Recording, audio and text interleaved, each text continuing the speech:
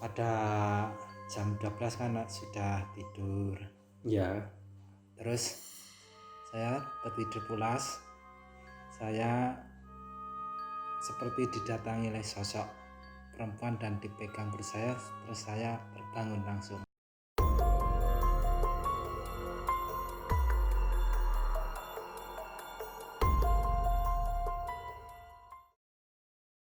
halo selamat malam, selamat datang kembali di channel Suwo TV. Dan di episode video hari ini aku akan bercerita. Ini adalah salah satu pengalamanku pendakian. Jadi pendakian ini aku lakukan tahun lalu.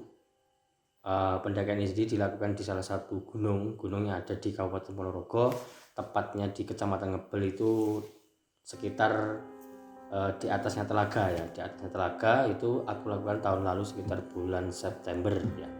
Oke, jadi sebelum aku mulai ceritaku pada hari ini, kalian klik dulu tombol subscribe yang ada di bawah dan jangan lupa untuk tekan lonceng notifikasinya agar kalian dapat pemberitahuan terbaru di channel Suwo TV, cerita-cerita pendakian yang lain.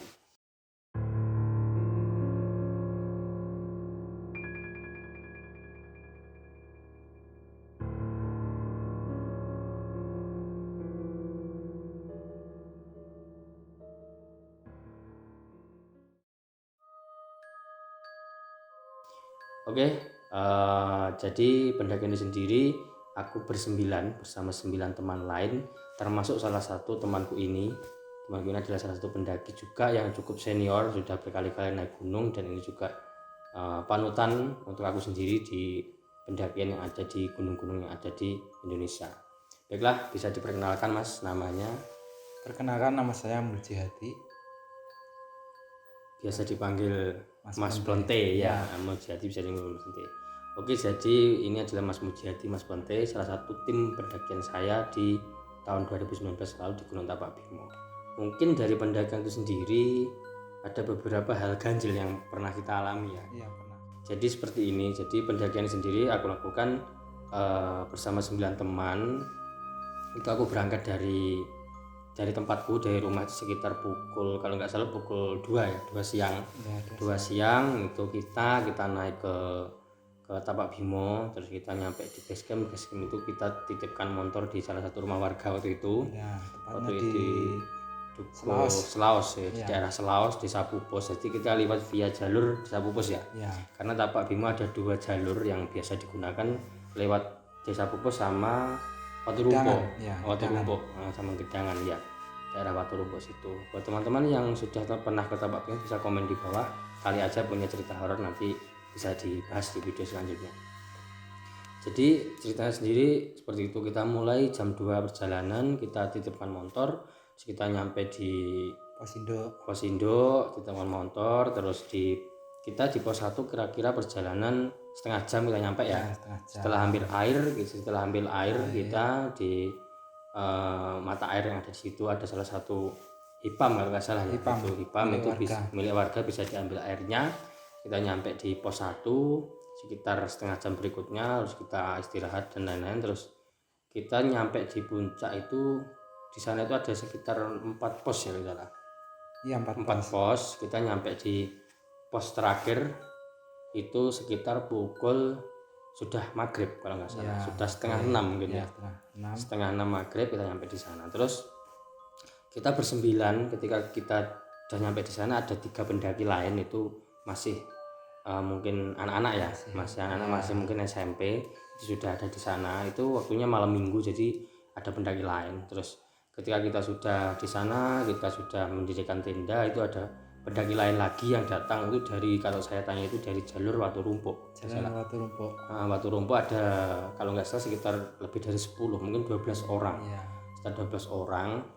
Jadi hal pertama yang buat saya agak merinding itu kan waktu sore itu kan, apa ya, intinya di sana itu suasananya asik gitu. Jadi asik, terus angin juga tidak terlalu kencang.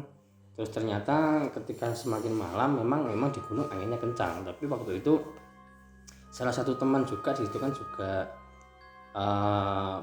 paham tentang seperti itu.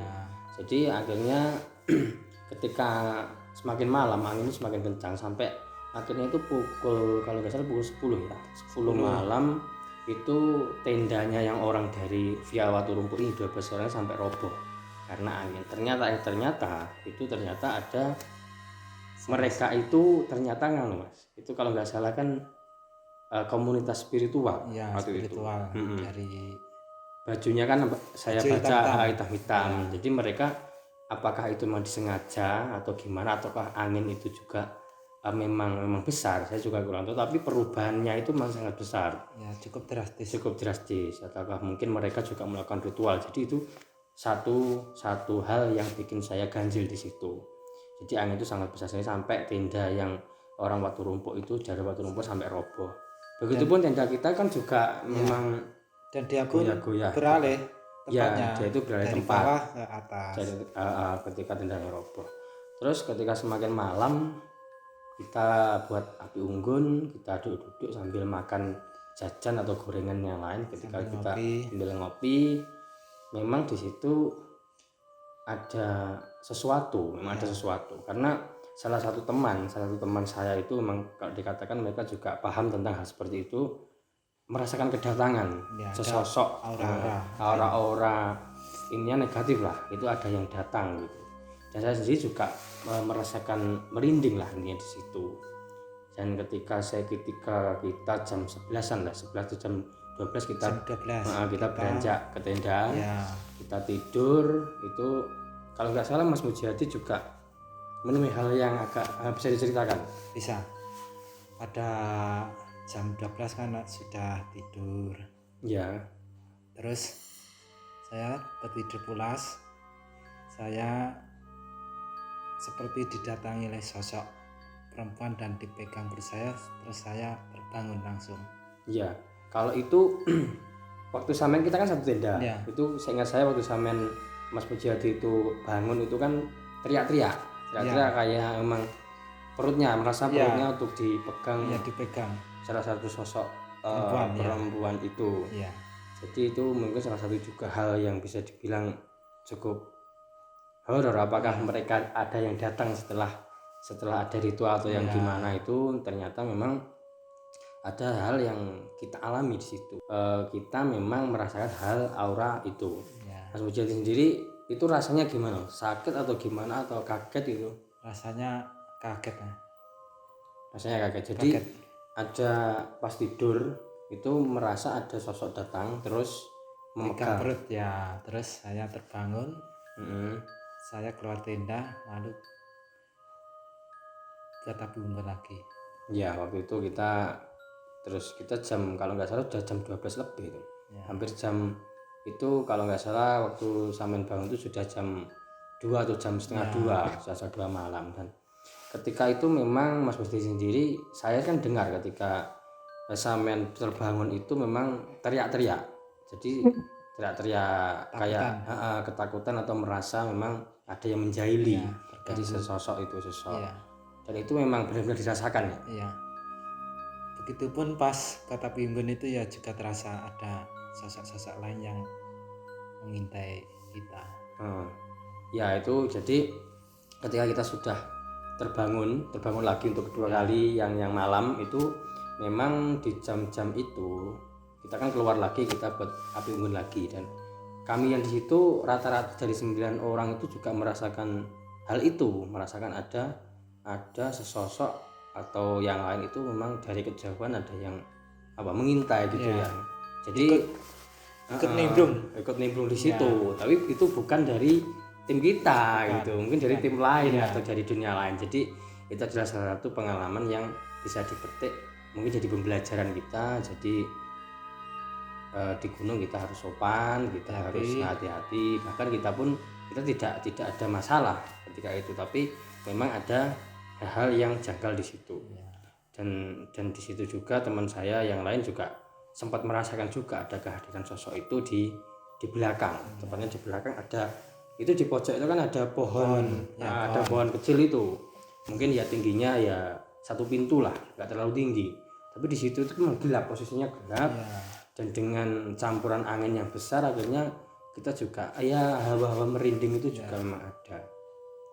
Terus kebetulan juga setelah itu sudah selesai kita itu kita kembali lagi tidur. Itu sekitar yang terakhir saya dengan teman saya namanya Mas Rustin. Itu Mas Rustin itu juga merasakan yang terakhir itu saya dengan Mas Rustin. Jadi sekitar jam 3 teman-teman yang lain sudah masuk, sama yang sudah masuk ya.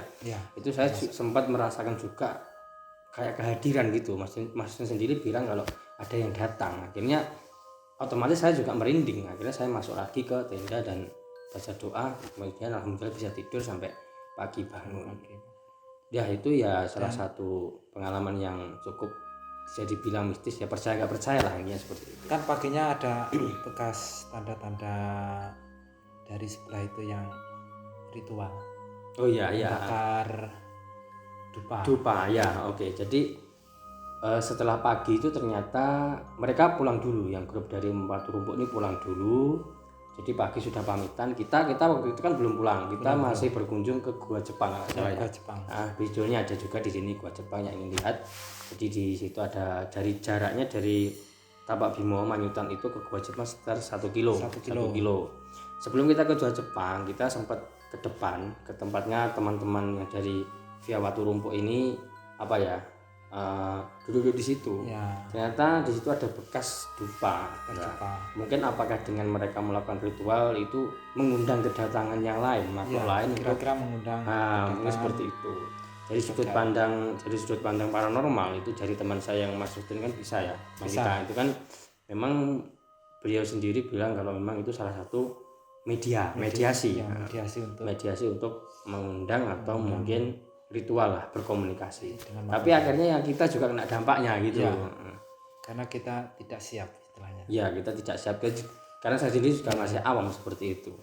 Oke, jadi itu salah satu cerita yang saya alami saya sendiri dan teman saya ini, perwakilan dari ke-9 orang, ada saya dan Mas Plente ini merasakan aura-aura negatif yang ada di pendakian Gunung Tapak Bimo tersebut di tahun 2019.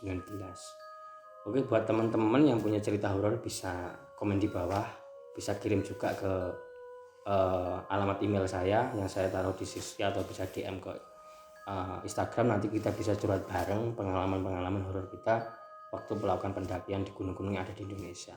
Mungkin bisa jadi ada yang tambahin lagi? Ya, pesannya untuk para pendaki yang mau mendaki, persiapkan peralatan secara lengkap dan di gunung dengan bijak dan mematuhi aturan.